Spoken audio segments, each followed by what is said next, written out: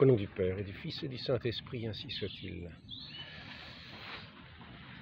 Aujourd'hui,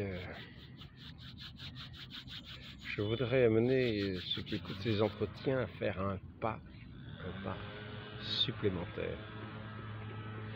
Et de passer de pinailleurs de la foi en de gens qui ont vraiment l'esprit catholique. Et la différence est extrême.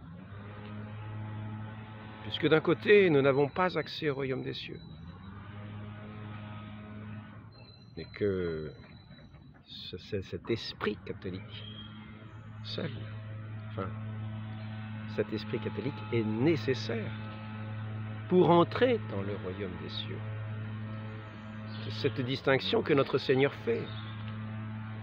Si votre justice ne surpasse pas celle des scribes et des pharisiens, vous n'entrerez pas dans le royaume des cieux.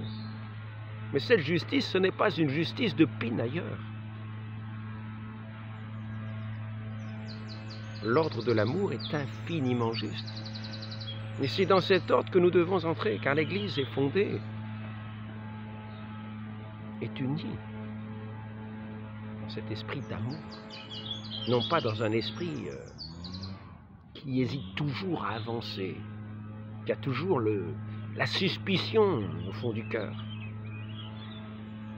L'esprit catholique sait d'où est née l'Église. Elle sait que cette Église sainte qu'elle professe est sortie du cœur d'un Dieu transpercé.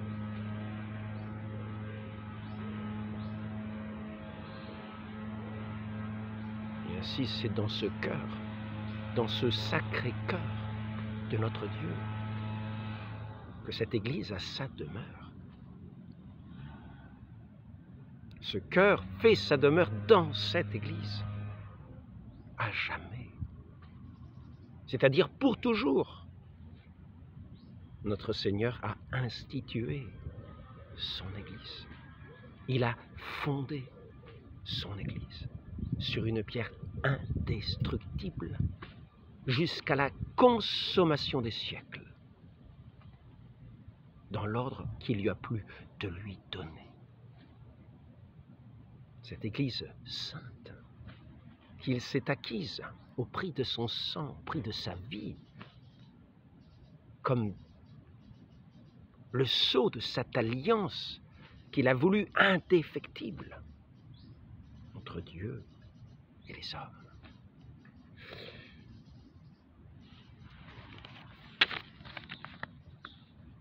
Il s'est donné lui-même pour elle, afin de la conduire à la sainteté, après l'avoir lavée par l'eau de la parole, pour la faire paraître devant lui comme cette Église glorieuse, sans tache, ni ride, ni rien de semblable, mais sainte et irréprochable. C'est ainsi que les maris doivent aimer leur femme, comme leur propre corps. Celui qui aime sa femme s'aime lui-même. Voyons de quel amour notre Dieu, celui que nous appelons notre Seigneur, Jésus-Christ, aime son Église, qu'il s'est livré pour elle sur cette croix d'infamie, buvant jusqu'au calice de l'amertume, pour s'unir à elle dans une union indéfectible. Cette union de confiance, cette union d'amour, ces noces saintes, ces noces d'un Dieu avec les hommes. Cette maison qui va durer pour les siècles, jusqu'à la fin des siècles, jusqu'à la consommation des siècles, pour donner cette multitude d'enfants de Dieu. Enfants de Dieu, non pas pinailleurs, scriptureurs des lois, des règles, et qui vont pinailler pour savoir si une telle chose se fait de telle façon, etc., etc. Non, ce sont ces enfants de Dieu, aiment filialement leur Dieu et aiment filialement leur mère, c'est-à-dire cette sainte Église acquise au prix du sang de notre Dieu, qui s'est fait homme.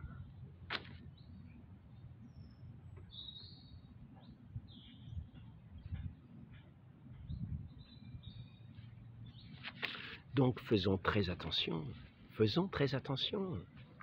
Je voudrais que nous fassions un pas de plus, un pas de plus, un pas de plus dans la confiance filiale. Un pas de plus dans l'amour, sans lequel ce royaume des cieux reste clos, car ce royaume des cieux, c'est ce règne de la charité, de l'amour, qu'il ne faut pas briser, qu'il ne faut pas rompre. Il nous faut vivre de l'amour. Celui qui n'aime pas, nous est-il dit, n'est pas de Dieu. Ne l'oublions pas. Mais n'oublions pas que Dieu nous a établi cette demeure sainte, nous a donné cette mère sans tache, son épouse, la Sainte Église. Et que nous pouvons nous fier en elle, plus qu'en notre mère même, car nous voyons des mères qui abandonnent les enfants, mais cette mère-là n'abandonne pas ses enfants, elle ne les trahit pas. Son image, ça, ce n'est pas simplement son image, mais celle qui est comme sa figure, et celle qui donne naissance à notre Église, qui est la mère de l'Église, et la très sainte Vierge Marie.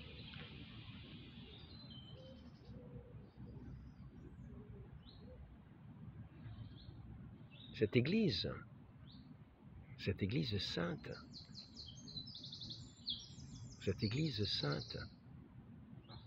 est sanctifiée par Dieu lui-même, par tous les moyens de grâce qu'il a donnés pour faire entrer, pour faire naître ces enfants de Dieu dans cette vie de la grâce, les maintenir dans cette grâce.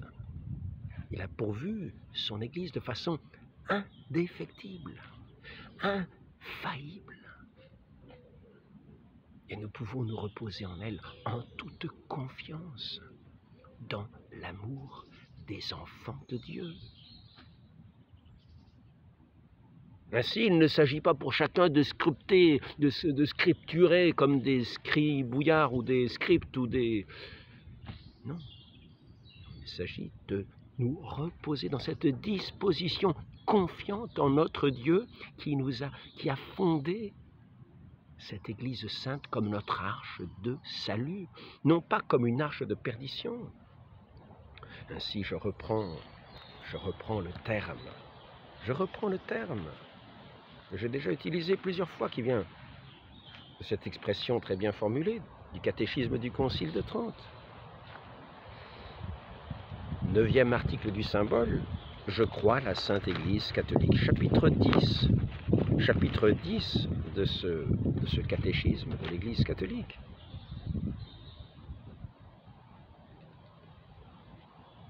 Les prophètes ont parlé plus clairement et plus longuement de l'Église que de Jésus-Christ, car ils prévoyaient qu'il y aurait beaucoup plus d'erreurs volontaires et involontaires sur ce point que sur le mystère de l'incarnation. Seconde considération, c'est que celui qui aura gravé profondément dans son cœur la foi à la vérité de l'Église n'aura pas de peine à éviter le terrible danger de l'hérésie. Terrible danger de l'hérésie, qui fait que chacun est livré à lui-même devant ses textes et sa propre raison humaine.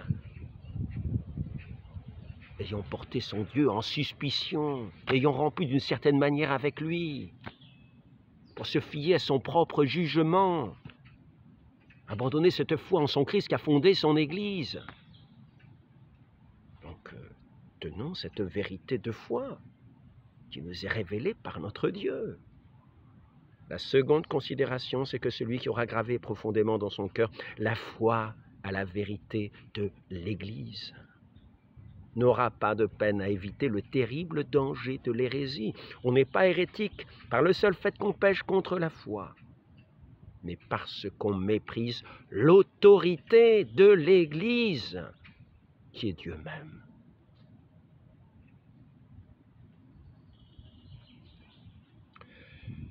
Et qu'on s'attache avec opiniâtreté à des opinions mauvaises. Je reprends un petit passage que j'ai déjà dû lire. Nous avons donc raison. Là, nous arrivons au paragraphe 9 de ce chapitre 10 du catéchisme de Trente. Comment la vérité de l'Église est un article de foi. Nous avons donc raison de dire que ce n'est point par l'intelligence, mais par les lumières de la foi que nous connaissons l'origine, les dons et l'excellence de l'Église. Cette foi en l'Église montre que nous avons cet esprit de foi. Et le fait que nous en doutions montre que nous n'avons pas cet esprit de foi surnaturel, mais que nous nous fions en nos propres opinions. Nous doutons du Christ même, qui a fondé son Église comme l'arche du salut pour les hommes, la cité sainte, cité de lumière, sise au sommet d'un mont, cité de lumière, cité de paix, dans cette lumière de la vérité, dans cette lumière de l'amour, dans cette lumière de cette joie intime, de la communion à son Dieu, dans la confiance en cette parole de Dieu qui a remis son Église dans son apôtre, Saint Pierre, sur lequel il a fondé son Église, auquel il a remis les clés de l'Église. Les clés de l'Église, c'est-à-dire la juridiction par lequel nous sommes unis dans le lien d'obéissance à notre Dieu, de communion. Nous ne sommes plus un troupeau errant, chacun cherchant son propre chemin. Nous sommes un dans la foi, un dans la charité, un dans l'Église, une, sainte, catholique, apostolique, dans la succession des apôtres unis à celui qui est sur ce siège de pierre. Dans cette confiance filiale des enfants de Dieu, qui écoutent la parole de leur divin pasteur, qui reconnaissent cette parole de leur divin pasteur, de Rabbouni, de ce nom si tendre que reconnaissait celle qui n'était pas simplement à scruter les Écritures dans un esprit de scepticisme, mais qui attendait son Seigneur, qui attendait de le voir, de le reconnaître, qui l'a reconnu à sa voix, ce Rabbouni, son Dieu et son Maître.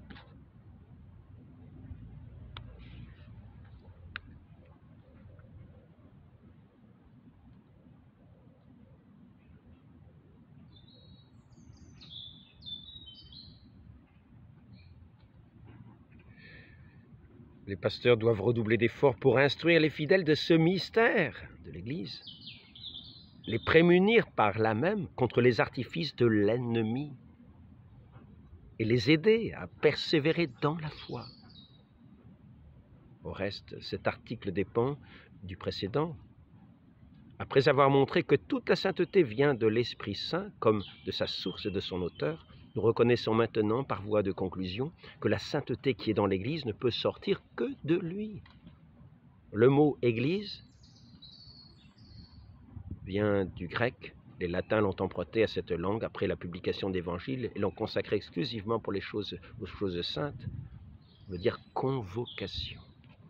Bon, donc, cette Église convoquée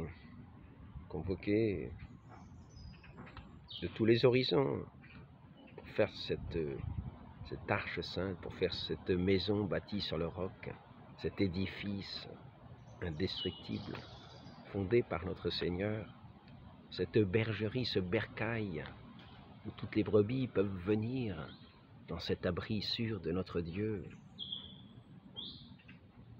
Il y en a bien qui s'introduisent sournoisement, mais cette demeure est promise jusqu'à la fin des temps, avec ces saints pasteurs, ceux qui sont dans la communion sur celui qui est le roc dans cette Église. Donc, en vertu, voici ce que disait mon proptère Guéranger, en vertu des promesses de Jésus-Christ, il fait que le corps enseignant, le pape et les évêques définissant simultanément est infaillible, parce que le Sauveur l'a promis. Il fait que le pontife romain du haut de sa chair est infaillible, parce que le Sauveur l'a promis. Il fait que le corps épiscopal, quand le pape définit seul, adhère à la sentence dans une infaillibilité passive. Parce que le Sauveur a promis à son Église la permanence. La permanence. Il fait que même en cas d'absence de pape, parce qu'il est mort, on attend de réélire un autre pape, eh bien les évêques, dans leur ensemble, vont adhérer. Il fait que le corps épiscopal, quand le pape définit seul, adhèrent à la sentence dans une infaillibilité passive. C'est-à-dire qu'ils ne vont pas tomber dans l'hérésie, ils vont rester fixés à l'enseignement. À cet enseignement infaillible. Parce que le Sauveur a promis à son Église la permanence. Il fait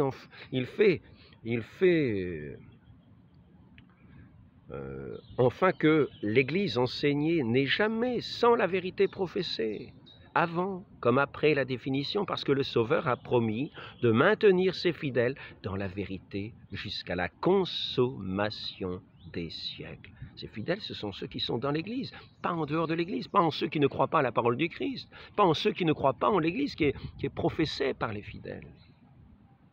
Croient en l'Église une sainte, catholique, apostolique, une d'une même foi. Il ne s'agit pas d'avoir des milliers d'églises en disant c'est la mienne, non, c'est celle fondée sur Saint-Pierre, sur le siège de Saint-Pierre, comme sur le roc, sur lequel il bâtit l'Église.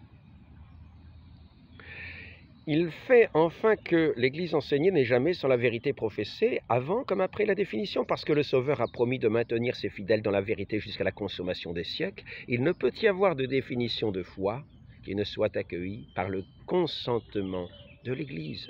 Il ne peut y avoir de consentement, de définition de foi qui ne soit accueillie par le consentement de l'Église. Réponse aux dernières objections de l'infaillibilité, c'est-à-dire contre la définition aux objections de l'infaillibilité dans le pontife romain, 1870, page 9. Selon sa définition, le consentement de tous les pasteurs est promis, ainsi que l'adhésion de tous les fidèles. Infaillibilité du pape et le consentement de l'Église, Vatican I, Angelicum, volume 47, numéro 4, octobre-décembre 70.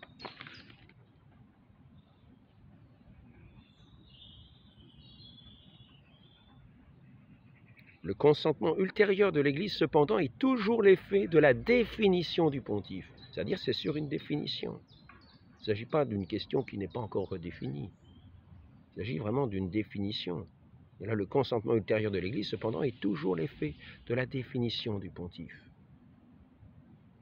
Si on prend le cas de la crise arienne à un certain moment, ce n'était pas tout à fait défini.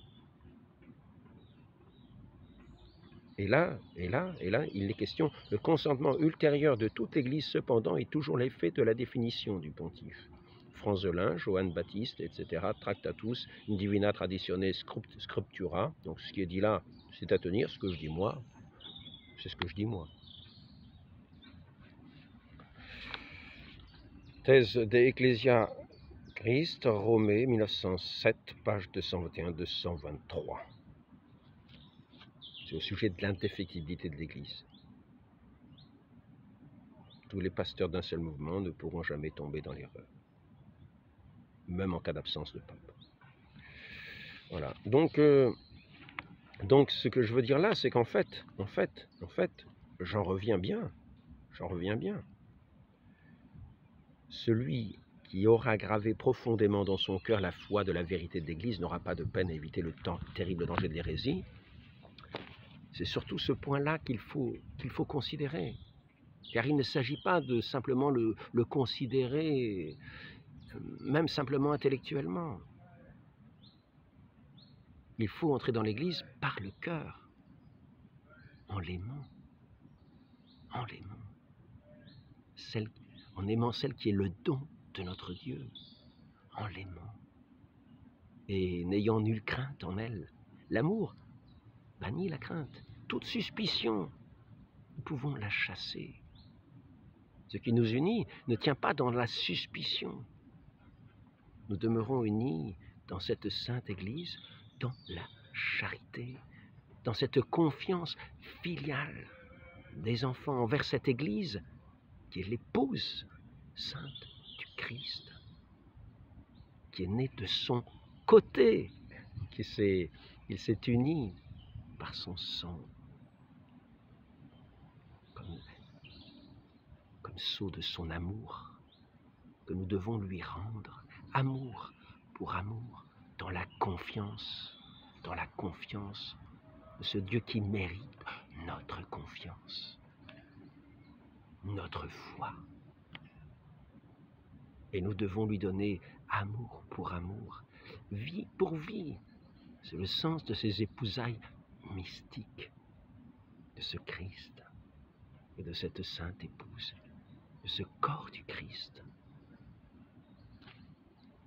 Donc, il ne s'agit pas simplement de dire ça. Je vais encore rappeler quelques petits passages des pères de l'Église, pour certains qui justement n'ont pas encore cet appui solide, c'est peut-être par manque de connaissances, comme j'avais moi-même un manque de connaissances. Plus on étudie ces choses saintes, mais il faut ensuite en savoir passer le relais à ceux qui ont charge par l'Église de nous donner l'enseignement. Il faut savoir passer ce relais dans la confiance. Ceux qui sont liés à l'autorité du siège apostolique, non pas les autres. Alors les autres ne sont pas sous sa juridiction, ne sont pas dans son unité, ne sont pas dans sa communion, ils sont dans la défiance. N'entrons pas dans le camp de la défiance, dans le camp de la sédition, entrant dans le camp de l'unité de l'Église, de la foi véritable. La foi véritable. Si votre justice ne dépasse pas celle des scribes et des pharisiens, vous n'entrerez pas dans le royaume des cieux. Et si vous n'avez dans l'Église qu'un esprit de pinailleur, c'est que vous n'avez que cet esprit de scribe et de pharisien. Vous n'êtes qu'une figure à l'intérieur de l'Église, comme une paille desséchée. Il faut entrer dans cet amour, dans cet esprit de cordialité, dans cet abandon, dans cette confiance en notre Dieu, qui nous donne son Église, qui est son œuvre sainte, dans laquelle nous n'avons rien à craindre, tant que nous sommes dans cette confiance, que nous reposons comme en lui. Car le bercail, c'est bien fait pour se reposer. Après ça, il nous conduit vers le pâturage, qu'il est lui-même, puisqu'il est lui-même le pain de vie. Donc, Saint Cyprien de Carthage, mort en 258, c'est-à-dire qu'il l'a écrit avant. Corneille ayant été élu évêque par le jugement de Dieu et de son Christ, la place de Fabianus, c'est-à-dire la place de Pierre, et le siège épiscopal étant vacant. Celui-là aura beau se faire valoir, enfler ses prétentions. Celui qui contesterait cela, c'est un profane, c'est un étranger, c'est un homme du dehors. Et là où il ne peut y avoir de second après le premier, c'est-à-dire celui qui est sur le siège de Pierre, donc ce Corneille, qui vient d'être élu à la succession de Fabianus, sur le siège de Pierre. Le siège de Pierre, à la place de Pierre, c'est marqué. Saint Cyprien nous dit à la place de Pierre. C'est donc de la tradition de l'Église. L'Église est fondée sur Pierre. Comprenez-le bien. Celui-là aura beau se faire valoir, enfler ses prétentions, c'est un profane, c'est un étranger, c'est un homme du dehors. Et là où il ne peut y avoir de second après le premier, celui qui a été créé après celui qui doit être seul, c'est-à-dire Pierre, n'est pas second, mais n'est rien dans l'Église. Il en est séparé. Il ne faut pas l'écouter. Lettre de Corneille, jamais en effet, lettre au pape Corneille, toujours. Donc ce Corneille qui a été élu à la suite de Fabianus est le pape, c'est-à-dire c'est celui qui est dans le siège. Il a été marqué à la place de Fabianus, c'est-à-dire à la place de Pierre, et le siège épiscopal est en vacant. Jamais en effet les hérésies n'ont surgi d'ailleurs. Jamais les schismes n'ont eu d'autres sources. Nous rejoignons ici ce qui est dit dans ce catéchisme de Trente. C'est le mépris des autorités qui a entraîné les schismes et les hérésies. C'est-à-dire le mépris du Christ qui a établi son Église avec ses autorités. Jamais, en effet, les hérésies n'ont surgi d'ailleurs. Jamais les schismes n'ont eu d'autres sources. C'est toujours qu'on n'obéit pas à l'évêque de Dieu. L'on ne songe plus qu'il n'y a dans l'Église qu'un évêque, qu'un juge, tenant pour un temps la place du Christ, si conformément aux enseignements divins, toute la communauté, si conformément aux enseignements, j'arrive pas à lire, toute la communauté des... Après cela, ils se sont encore fait sacrer pseudo-évêques par des hérétiques, et c'est dans ces conditions qu'ils osent passer à la mer pour venir au siège de Pierre et l'église principale, d'où l'unité épiscopale est sortie.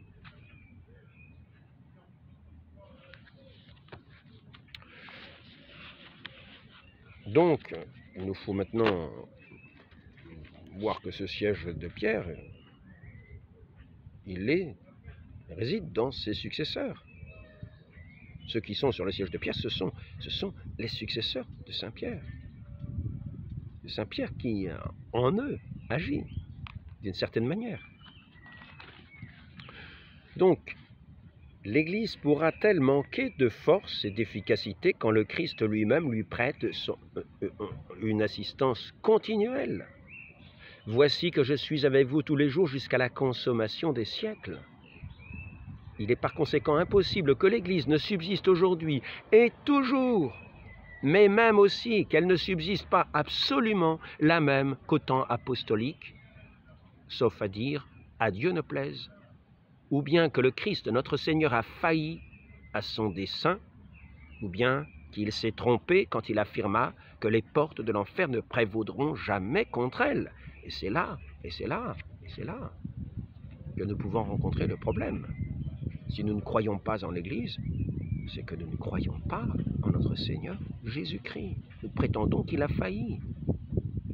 Lui qui n'a pas failli quand il est mort et ressuscité. Lui qui n'a pas failli quand il guérissait tous les malades qui se présentaient devant lui. Lui qui n'a pas failli quand il y a eu la multiplication des pains. Lui qui n'a pas failli quand il a tiré Saint Pierre qui s'enfonçait dans les eaux. Il était sorti de sa barque pour marcher auprès de notre Seigneur sur ces eaux. Notre Seigneur qui n'a pas failli lorsqu'il est allé à la droite, lorsqu'il s'est monté et levé dans le ciel. Notre Seigneur n'a pas failli lorsqu'il a dit à ses disciples, à ses apôtres, « Des œuvres vous en ferez et encore des plus grandes que je n'ai fait, car moi je m'en vais. » Et nous avons vu cette myriade de saints tout à travers l'histoire pour confirmer les paroles de notre Seigneur, qui n'a pas failli, de tous ces saints qui étaient attachés à ce siège, fondés sur ce siège apostolique, comme des enfants de Dieu, qui ont cet amour filial, cette confiance, cette foi dans laquelle ils reposent, dans la paix, dans la paix. Ils n'étaient pas des gens le scepticisme au fond du cœur, à scruter les moindres écritures pour les tourner de travers. Non.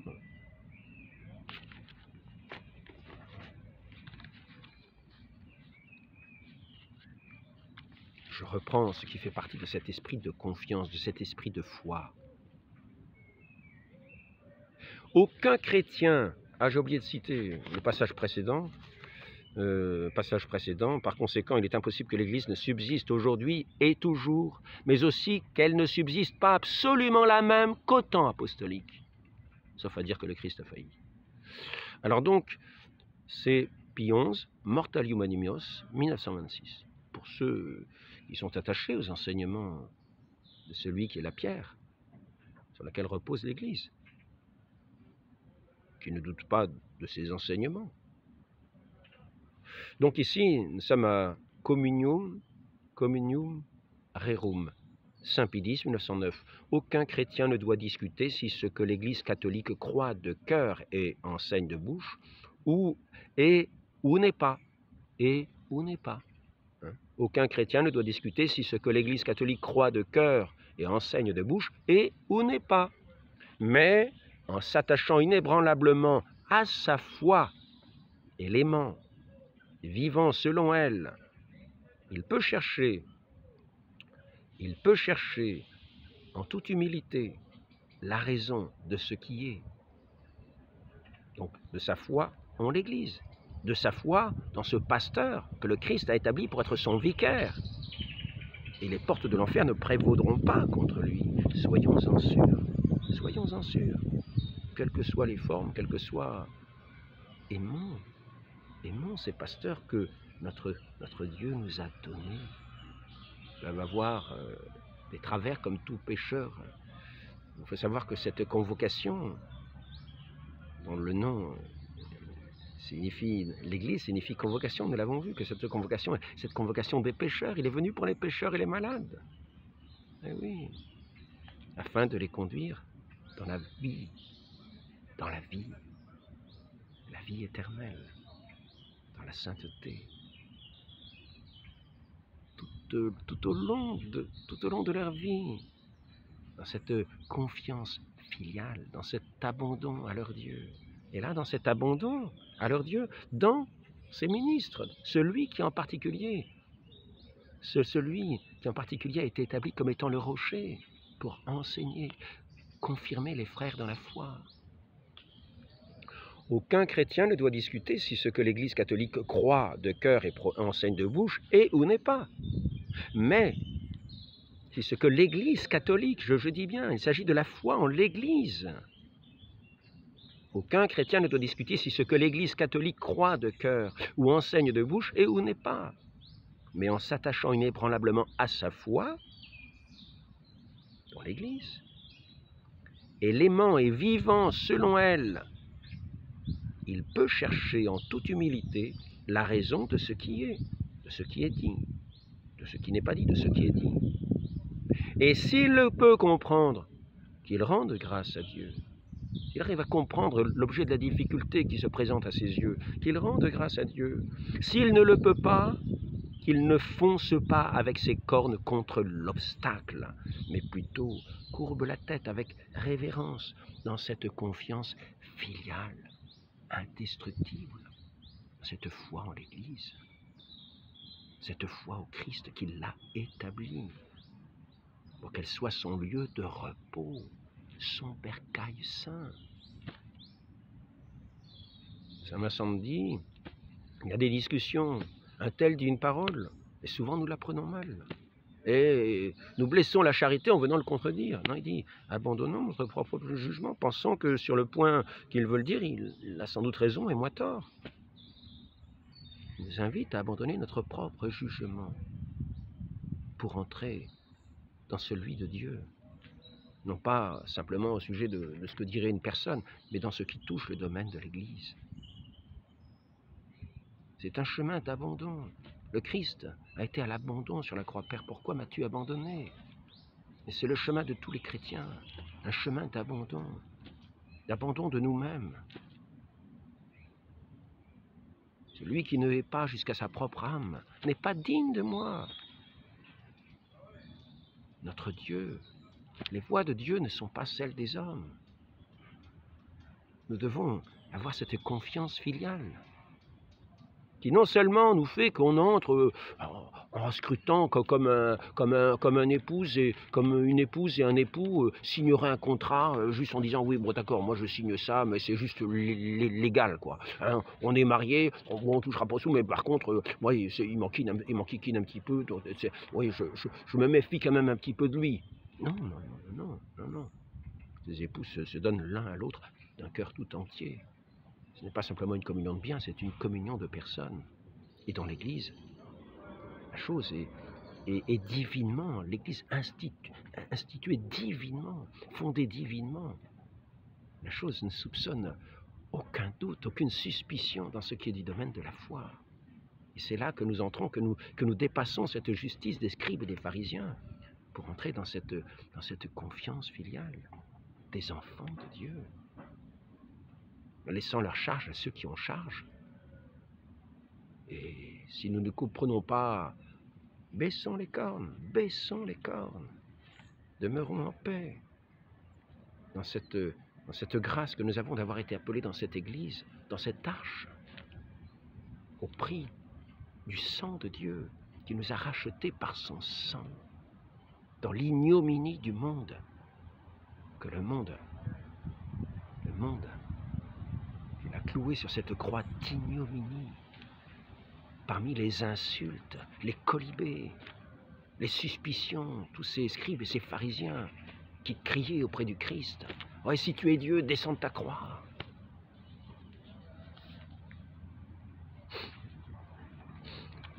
Pour effectuer dignement cette mission, il est nécessaire que vous rappeliez et inculquiez dans l'esprit des fidèles confiés à votre charge qu'il est de foi que le pontife romain, en la personne du bienheureux Pierre, a reçu de notre Seigneur Jésus-Christ plein pouvoir et l'autorité de paître, régir, gouverner l'Église universelle. Que l'exercice libre et entier de cette autorité ne peut être limité ni restreint à aucun territoire ou nationalité, et que tous ceux qui se glorifient du nom catholique doivent non seulement lui être unis quant à la foi et au dogme, mais également lui être soumis quant à la liturgie et à la discipline, mais de bon cœur. Ici, c'est Non sine gravissimo, 24 février 1870, Pie IX. Et là maintenant, nous allons, avec Pastor Aeternus, en conséquence, nous enseignons et déclarons que l'Église romaine possède sur toutes les autres, par disposition du Seigneur, une primauté de pouvoir ordinaire. Et que ce pouvoir de juridiction du pontife romain vraiment apostolique est immédiat, épiscopal du moins, vraiment épiscopal, est immédiat. Les pasteurs de tout rang et de tout rite, et les fidèles, chacun séparément ou ensemble, sont tenus au devoir de subordination hiérarchique et de vraie obéissance, non pas seulement sur les questions concernant la foi et les mœurs, mais aussi dans celles qui touchent la discipline et le gouvernement de l'Église, répandu dans le monde entier. Faisons-le de bon cœur, non pas avec réticence, pour l'amour de notre Dieu. Car en obéissant aux hommes, c'est à Dieu, à ce Dieu d'amour, qui nous conduit, qui est le bon pasteur, qui nous porte sur son cœur, que nous nous en remettons filialement, de bon cœur, dans l'action de grâce de ce si doux Sauveur, qui est venu nous chercher d'une façon si aimante, si tendre, si aimable. Ainsi, en gardant l'unité de communion et de profession de foi avec le pontife romain, l'Église est un seul troupeau, un seul pasteur. Telle est la doctrine de la vérité catholique dont personne ne peut s'écarter sans danger pour son salut. Alors, il y a quand même cette lettre qui est quand même celle qu'il faut lire. Ce passage, il nous faut connaître sur l'amour, justement. Sur l'amour, justement, que nous devons avoir pour le pape. J'espère que je vais arriver à la retrouver.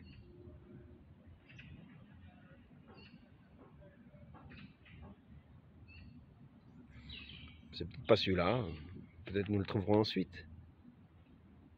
Il y en a certains qui se permettent de dire oui, vous vous rendez compte, ils ont institué des nouveaux sacrements, ils ont fait ceci, tout est nouveau, ils ont fait un nouveau catéchisme, ils ont fait ceci, ils ont fait cela, tout est nouveau. Et qui seriez-vous, homme, qui avez commis cela, qui avez dit ces choses-là? D'où vient votre autorité pour agir ainsi? Témoignez à partir du livre saint, si vous le pouvez. Est-ce une manière de vivre selon l'Évangile? Absolument pas. Car dans l'Évangile, le Christ dit à Pierre, « Et tout ce que tu liras sur la terre sera lié dans les cieux. » Et vous diriez au pape, successeur de Pierre, « Ne liez pas ceci, ne liez pas cela, ne déliez pas ceci. » Ne savez-vous pas, ô homme misérable, que seule l'autorité divine contraint l'évêque de Rome? Le pape est uniquement soumis à l'écriture sainte, révélée par la main de Dieu, et il n'est pas assujetti par les décrets des hommes. Mais nous déclarons que le pape est soumis à la raison et que le pouvoir de l'Église est donné. Ah oui, c'est ça. Là, ce sont... Non. Là, justement, ce sont les ennemis qui disent ça. Ceux qui réagissent contre l'autorité. Mais nous déclarons que le pape est soumis à la raison et que le pouvoir de l'Église est donné pour l'édification, non pas pour la destruction. Belle confiance. Pensez que le pape est là pour détruire. Belle confiance. Pensez que la pierre inébranlable, jusqu'à la fin des temps, est là pour démolir. Belle confiance. Mais même si vous croyez que l'évêque de Rome, c'est la réponse qui leur est faite, même si vous croyez que l'évêque de Rome est dans l'erreur, cela ne vous donne pas le droit de juger, car seul Dieu peut juger le pape, etc. Pie II, discours, Placuit à Odyssée, qui prépare le concile de Mantoue, 1400, je crois que c'est 56. J'aimerais bien trouver ce passage.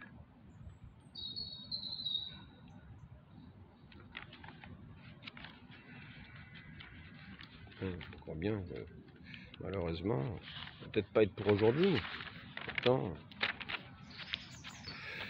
Donc je tiens à rappeler une chose aussi pour ceux qui doutent de l'élection de certains papes. Pour ceux qui doutent de l'élection de certains papes.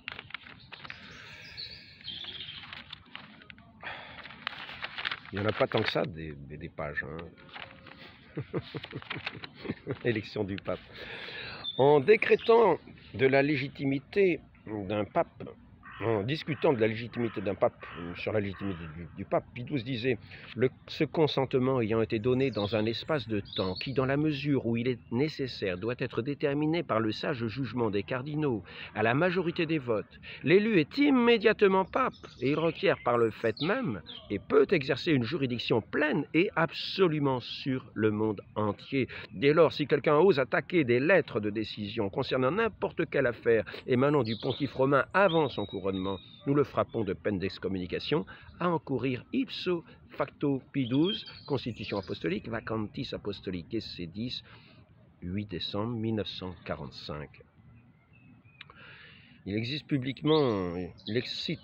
publiquement ses sujets à la contestation, qui excite publiquement ses sujets à la contestation, à la haine contre le siège apostolique, ou l'ordinaire à cause de l'acte du pouvoir ou du ministère ecclésiastique, ou bien qui incite les sujets à leur désobéir, sera puni d'interdit ou d'autres peines. Droit canonique 1983. Bon. Voilà, je crois avoir trouvé ce passage que je disais. Il faut donc entrer non pas avec un esprit pharisaïque, c'est-à-dire qui cherche à tendre des pièges par les Écritures, en tordant les Écritures, en tordant les décrets des évêques. Et je rappelle ici que justement,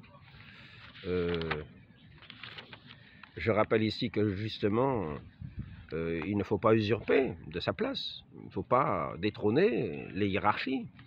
Que si les subordonnés usurpent le rôle de supérieur, c'est de leur part non seulement faire acte d'une injurieuse témérité, mais encore c'est bouleverser autant qu'il est en eux l'ordre si sagement établi par la providence du divin fondateur de l'Église. Scruter les actes épiscopaux, les critiquer n'appartient nullement aux particuliers. Cela regarde seulement ceux qui, dans la hiérarchie sacrée, ont un pouvoir supérieur, et surtout le pontife suprême. car c'est à lui que Jésus-Christ a confié le soin de paître partout, non seulement les agneaux, mais aussi les brebis. Esse sane molestum, 17 décembre 1888, Léon XIII. Il ne nous appartient pas, dans cette Église fondée par notre Seigneur, il n'appartient pas au premier venu de se mettre à étudier tous les textes et à les critiquer à sa guise. Notre Seigneur, dans son Église, en a établi qui ont cette fonction dans la juridiction qu'il leur est donnée pour scruter, pour renseigner. Et c'est à eux qu'il confie l'enseignement. Et nous, il nous faut les écouter avec révérence, avec dévotion, avec un cœur filial. Avec un cœur filial. Le pape est le gardien du dogme et de la morale. Il est le dépositaire des principes qui rendent vertueuses des familles, grandes des nations. Il est le conseil des princes et des peuples. Il est le chef sur lequel nul ne se sent tyrannisé parce qu'il représente Dieu lui-même. Il est le Père par excellence, qui réunit en lui tout ce qu'il peut y avoir d'aimant, de tendre et de divin. Il semble incroyable qu'il faille faire aujourd'hui cette recommandation. Aimer le pape. Comment doit-on aimer le pape? Non par des paroles seulement, mais par des actes, avec sincérité. On cherche à se conformer en tout à ses pensées, à exécuter ses volontés, à interpréter ses désirs. Si quelqu'un m'aime, il reste fidèle à ma parole. Ainsi, pour montrer notre amour au pape, il est nécessaire d'obéir. C'est l'allocution du 18 novembre 1912 de Saint Pie X. Et il continue ainsi, et cela, je le dis d'un cœur attristé, pour déplorer la conduite de tant de prêtres qui, non seulement se permettent de discuter, de juger les volontés du pape, mais ne rougissent pas d'aller jusqu'aux désobéissances impudentes et effrontées, avec si grand scandale pour les bons chrétiens et une telle ruine pour les âmes. Et je voudrais maintenant revenir à un autre texte important qui va nous permettre de voir la similitude qu'il y a entre, malheureusement, certains qui se sont mis de côté des autorités, parce qu'ils contestent ces autorités. Et ils se trouvent d'une manière similaire à ce qui s'était passé déjà dans ces années, je pense que c'est après le concile de 1870.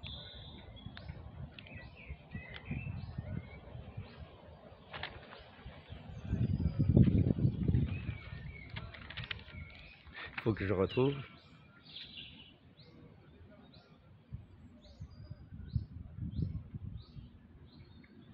Ah.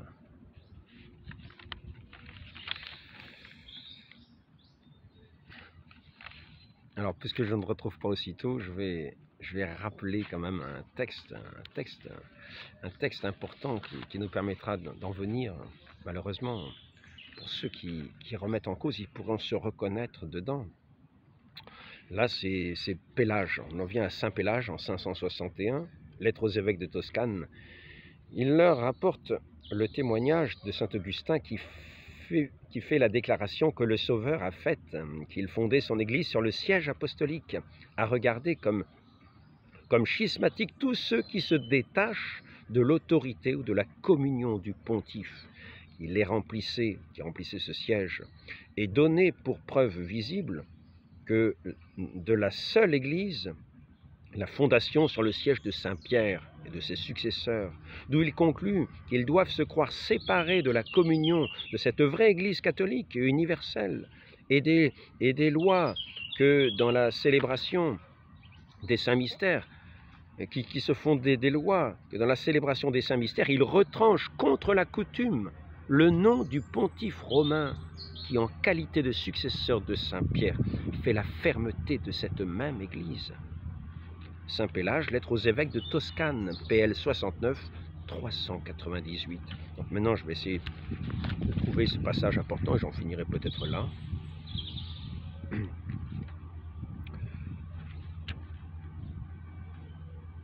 Il faut d'abord, je pense que c'est celle-ci, Grégoire XVI, lettre à François Morillo, cardinal, via le cardinal Castracane, 16 avril 1842. Il faut d'abord que vous considériez que la communion d'un homme avec l'Église catholique ne consiste nullement dans un simple matériel de mots.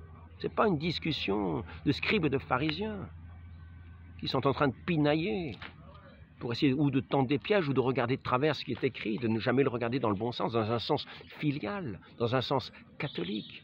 Et qui veulent toujours le déformer pour décrier l'autorité, pour condamner l'autorité, pour dire l'autorité n'est pas l'autorité.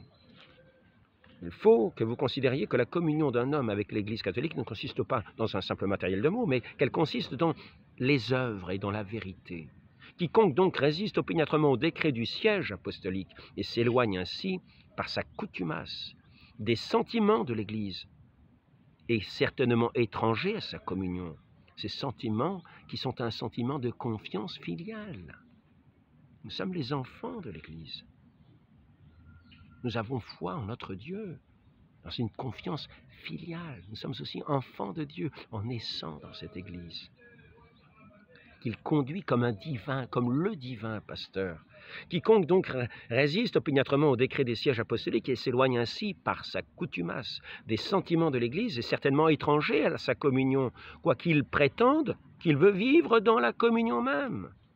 Or, c'est l'état dans lequel vous ont misérablement jeté par leur tromperie, et souvent c'est bien tromperie, car elles disent des choses fausses. On parle de collégialité qui ferait concurrence au pouvoir du pape, alors que certains aujourd'hui se plaindraient d'une tyrannie du pape.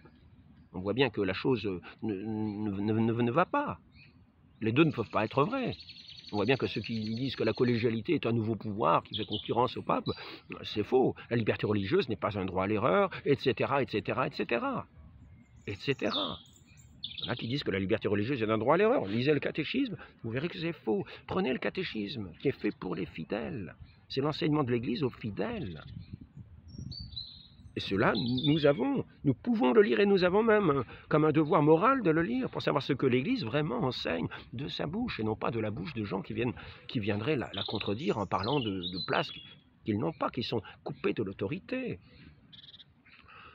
Or, c'est l'état dans lequel vous ont misérablement jeté par leur tromperie les auteurs de votre dissidence, c'est-à-dire ceux qui rebellent aux évêques actuels de France, qui méprisent pareillement l'autorité des pontifes qui lui ont succédé, savoir Léon XII, Pie VIII, Grégoire XVI, que ça. Ah oui, comme aujourd'hui, Jean XXIII, Paul VI, Jean-Paul Ier, Jean-Paul II, Benoît XVI, etc. C'est à peu près le même schéma. Reconnaissez-vous dedans, c'est un pape qui parle. Il faut savoir ce que cela représente. Cela représente que l'Église est fondée sur Pierre. On peut avoir une confiance. Cette confiance, et même si nous parlons, je vais d'abord finir des fois que la vidéo coupe, des fois que l'entretien soit coupé. Donc c'est Grégoire XVI, lettre ouverte à François Morillo, voilà, 16 avril 42, qui méprise pareillement l'autorité des pontifes qui lui ont succédé, savoir Léon XIII, Pie VIII, Grégoire XVI, dont le premier adressa le 2 juillet 1826 une lettre particulière à vous, aux autres dissidents, sur l'obéissance à rendre à ces décrets. Et ni lui, ni ses successeurs n'ont jamais cessé de maintenir ces décrets, de s'y conformer pour donner de nouveaux évêques aux églises du royaume qui avaient perdu les leurs. Enfin, les auteurs de votre dissidence méprisent aussi l'autorité des autres évêques de l'Église catholique, qui, comme on ne peut en douter, communiquent avec les nouveaux évêques et les connaissent comme les vrais pasteurs du troupeau du Seigneur. C'est pourquoi, tant que vous adhérez à ces hommes coupables d'une si grande rébellion contre l'autorité sacrée, vous êtes pareillement étrangers à l'union catholique. Honorez l'autorité du siège apostolique, sur laquelle l'Église a été fondée par notre Seigneur Jésus-Christ. Ainsi, il s'agit de faire un pas de plus, non seulement de considérer la légalité, légalement, etc., l'article de foi, mais entrer dans cette confiance filiale du fond du cœur, aimablement, c'est-à-dire en tant que chrétien, que dans un esprit catholique, un esprit filial, aimant avant tout de son Dieu, par-dessus tout, par-dessus tout. Notre Dieu, les mystères de Dieu, comme il était dit très souvent par les pasteurs, le mystère de Dieu est insondable, Donc, ayons cette foi dans notre Dieu qui a voulu venir nous faire ses enfants, venir nous unir à lui dans cette communion de l'amour. Mais n'allons pas à lui à reculons, n'entrons pas dans cette sainte église à reculons comme en toute méfiance. Entrons-y au contraire dans la confiance des enfants de Dieu.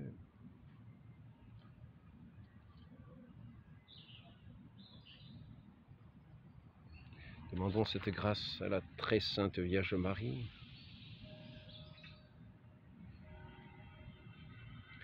Cette grâce de cette confiance filiale, de cet abondant des enfants de Dieu qui font confiance en leur divin pasteur.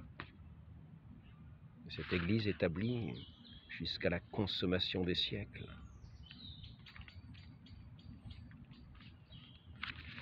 Peut-être trouver l'indéfectibilité.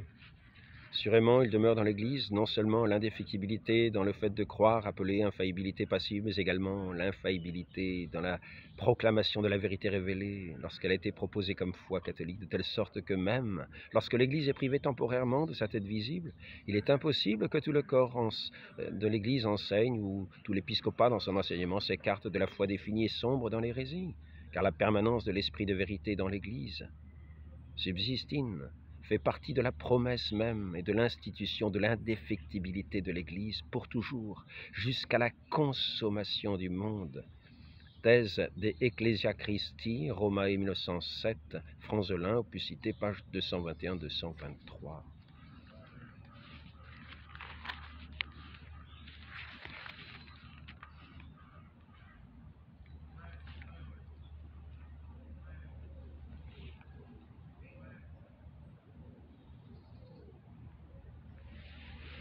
Au nom du Père et du Fils et du Saint-Esprit, ainsi soit-il.